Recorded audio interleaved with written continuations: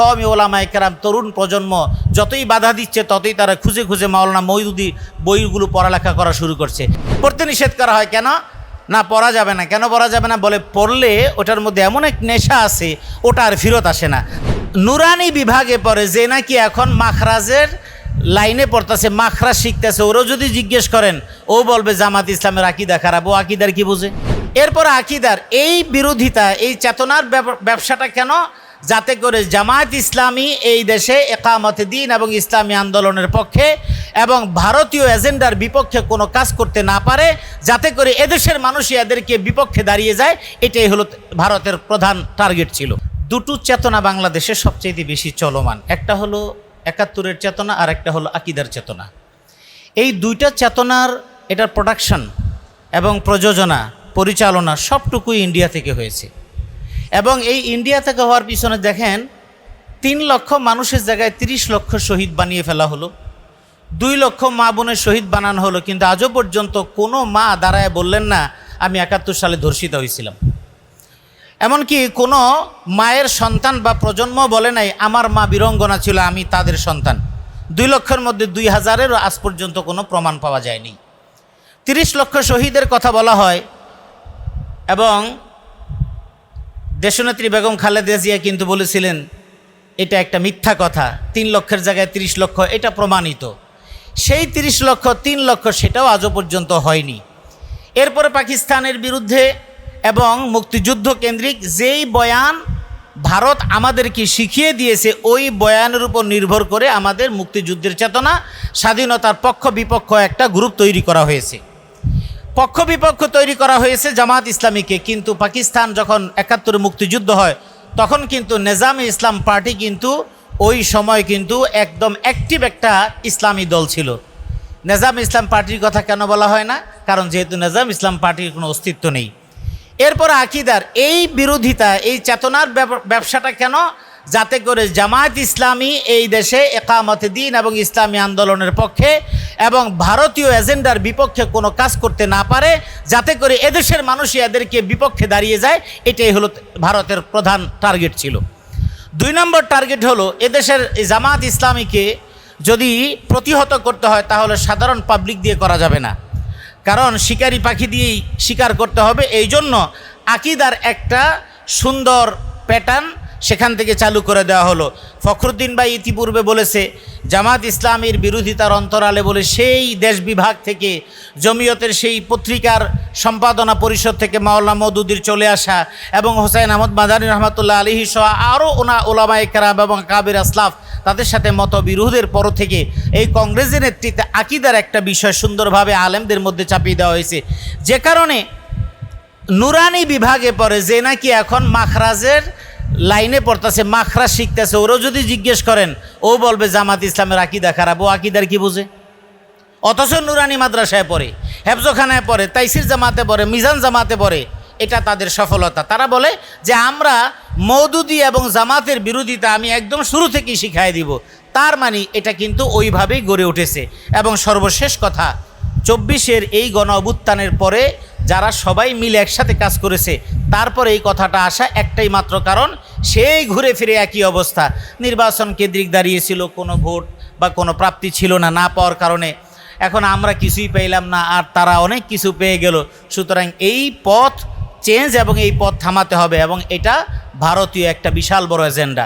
কারণ আজকে জামাত ইসলামের উপরে যেই ধরনের জনপ্রিয়তা এবং ওলামায়ে কেরাম যেভাবে আসতেছে, বিশেষ করে কওমি ওলামায়ে কেরাম, তরুণ প্রজন্ম যতই বাধা দিচ্ছে ততই তারা খুঁজে খুঁজে মাওলানা মওদুদি বইগুলো পড়ালেখা করা শুরু করছে।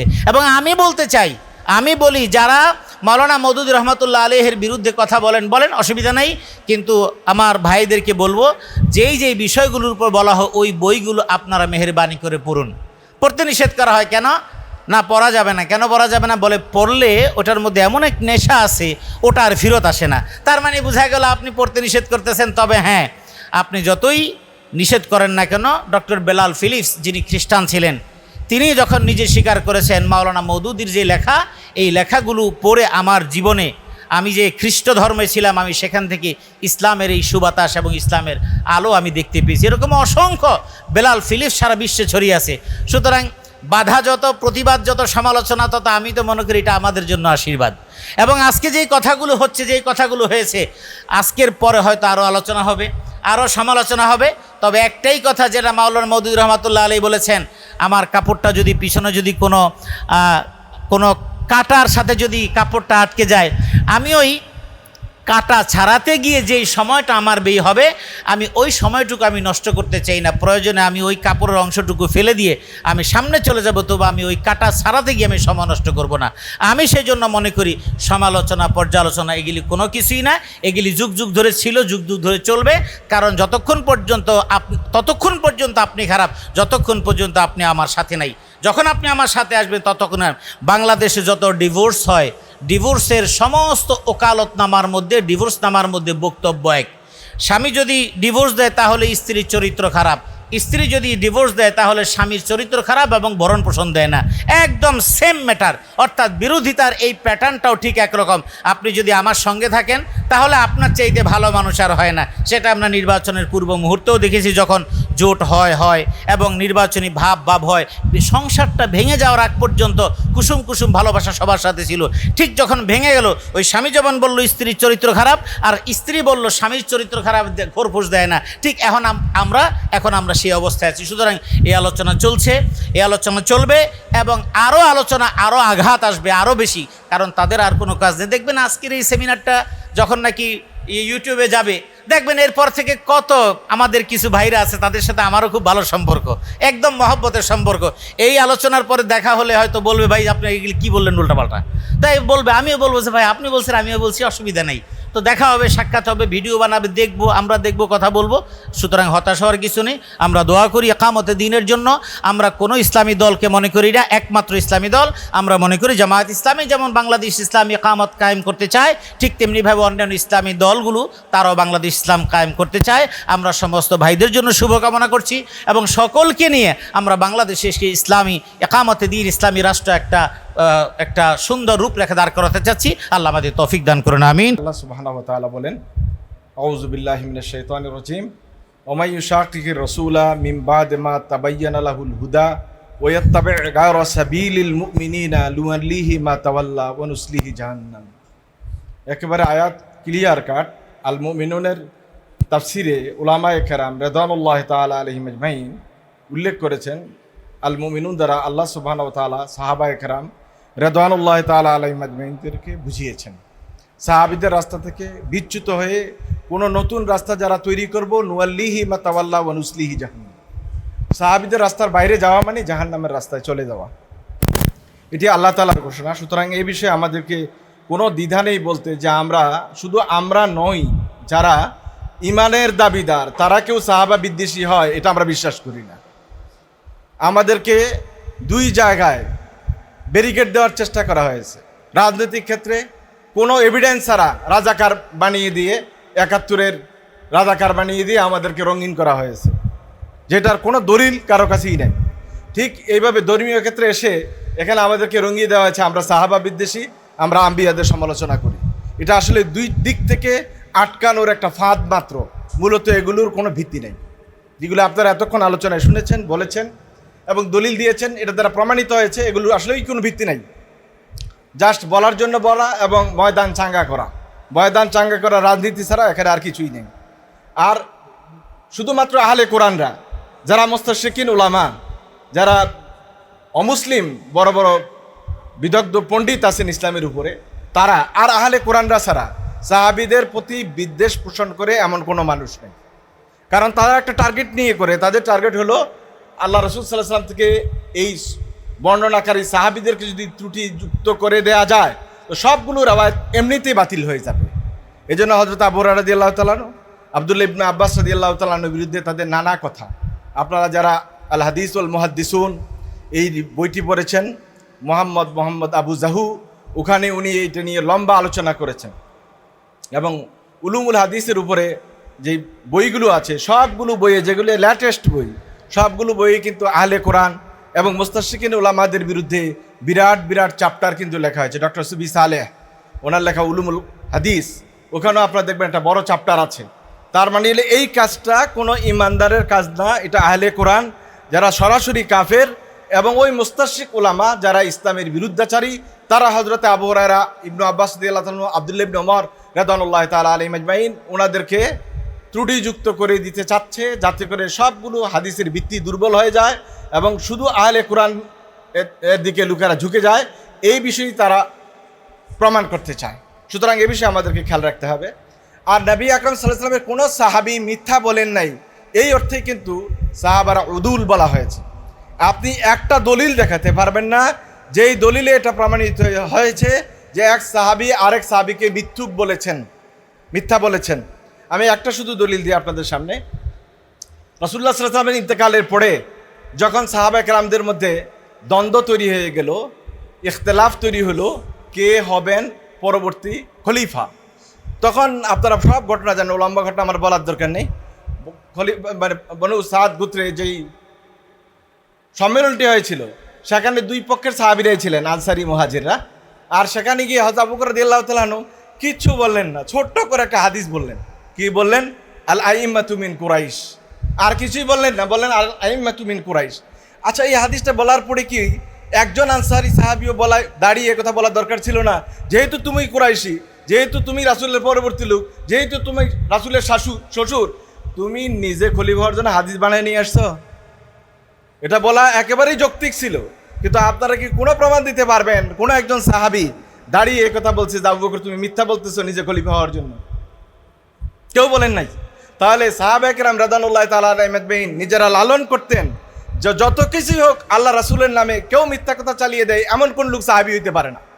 কারণ আল্লাহ রাসূল সাল্লাল্লাহু আলাইহি ওয়াসাল্লাম বলছেন মান কাযিবা আলাইয়া মুতাআম্মিদান ফালিয়াতাবাওয়া মাকআদাহু মিনান নার। আপনি যদি মুতাওয়াতির হাদিস একটাও ধরেন দুনিয়ায়, তাহলে এটা একটা মুতাওয়াতির হাদিস। সুতরাং এটা জানতেন না এমন কোনো সাহাবী ছিলেন না। সব সাহাবায়ে কেরাম রাদিয়াল্লাহু তাআলা আলাইহিম আজমাইন এটার উপরে আমল করেছেন।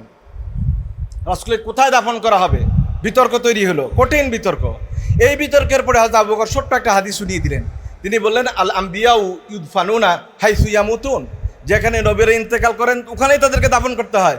কই একজন সাহাবী তো দাঁড়িয়ে বললেন আবু বকর মিথ্যা কথা বলে কেন, আমরা তো কোনোদিন শুনি নাই, তুমি এই হাদিস বাড়ি করো কোত্থেকে? এই কথাটা তো একজন সাহাবীও বলেন নাই। তাহলে বোঝা গেল সাহাবায়ে কেরাম রাদিয়াল্লাহু তাআলা আলাইহিম এই অর্থে উদুল যে একজন সাহাবী এটা বিশ্বাস করতেন না যে আল্লাহ রাসূলের নামে কোনো একটা মিথ্যা কথা চালিয়ে দেওয়া যায়, এটা সম্ভব, এটা বিশ্বাস করতেন। সম্মানিত উলামায়ে হাজরাত, রাওয়ায়াতের আদালত কি মূলত উলামায়ে কেরাম রাদিয়াল্লাহু তাআলা আলাইহিম আজমাইন উদুল শব্দ অর্থে ব্যবহার করেছেন। এখানে ব্যক্তিগত কোনো গুনাহ, ব্যক্তিগত কোনো ত্রুটি এগুলো আসলে আলোচনায় আসেনি। মুহাদ্দিসিনে কেরাম ওনারা এই বিষয়টিকে এখানে আলোচনায় উল্লেখ করেন নাই, কারণ উল্লেখ করার মতো বিষয়ও না। এখন আমাদের যে কাজ সেটি হলো আমরা দেখি কিছু কিছু মানুষ, বিশেষ করে যারা ভিন্ন ঘরানার একদল লোক আছেন যারা হযরত আলী কারামাল্লাহু ওয়াজহু ওনার বিষয়টি একটু প্রাধান্য দেন খুব বেশি। শিয়া মেজাজের আলেম যারা, আমি ডাইরেক্ট শিয়া বলতেছি না, সুন্নতির মধ্যেও আহলে সুন্নাহ ওয়াল জামাতের মধ্যেও কিছু মানুষ আছে যারা শিয়া মেজাজের লোক। তারা দেখবেন নানা রকমের এই শিয়া কাজের সাথে জড়িত হয়ে যায়। ওনারা নিজেরা সুন্নি, বাস্তবেই সুন্নি, কিন্তু ওনাদের আবেগটা এত বেশি, ওরা এক পর্যায়ে গিয়ে ওই যে শিয়াদের কাতারে সামিল হয়ে যান। ওই সমস্ত উলামায়ে হাজারাতরা কিন্তু অনেক সময় হযরত আলী কারামাল্লাহু ওয়াজহুকে নিয়ে বাড়াবাড়ি করেন, আবার মুআবিয়া রাদিয়াল্লাহু তাআলা আনহুকে নিয়ে ছাড়াছাড়ি করেন। এই রকম কোনো কাজে অংশগ্রহণ করা কোনো উলামায়ে হাজারাতের জন্য উচিত নয়, যদি তিনি দাবি করেন যে আমি আহলুস সুন্নাহ ওয়াল জামাতের লোক। সেক্ষেত্রে আমাদের যে কাজ সেটা হলো আসসুকুতু আম্মা শাজারা বাইনা সাহাবা ওয়াজিবুন।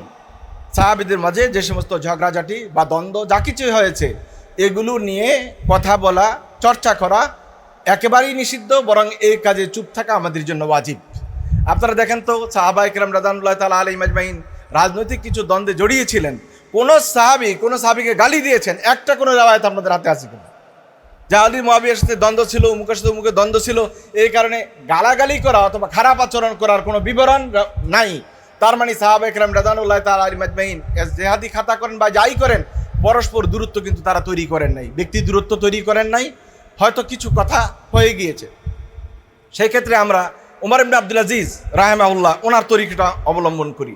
উনি বলেছিলেন যে সাহাবায়ে কেরাম রাদিয়াল্লাহু তাআলা আলাইহিম আজমাইন পরস্পর যেই রক্তারক্তি বা কিছুটা দ্বন্দ্বের মধ্যে এসেছিলেন, ওই দ্বন্দ্ব আলোচনা করে আমরা আমাদের জিহ্বাকে রক্তাক্ত করতে চাই না।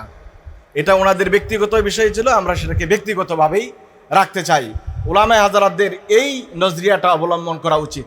ইসমতে আম্বিয়া এবং আদালতে সাহাবা সম্পর্কে আপনারা অনেক কথা শুনেছেন। আমার একটা কিতাব আছে, আকায়েদু আহলি সুন্নাহ মা সাবাতাত বিল কিতাবি ওয়াস সুন্নাহ। ওই কিতাবে আমি আলাদা চ্যাপ্টারে এগুলো আলাদা আলোচনা করেছি, ওখানে দীর্ঘ আলোচনা রয়েছে।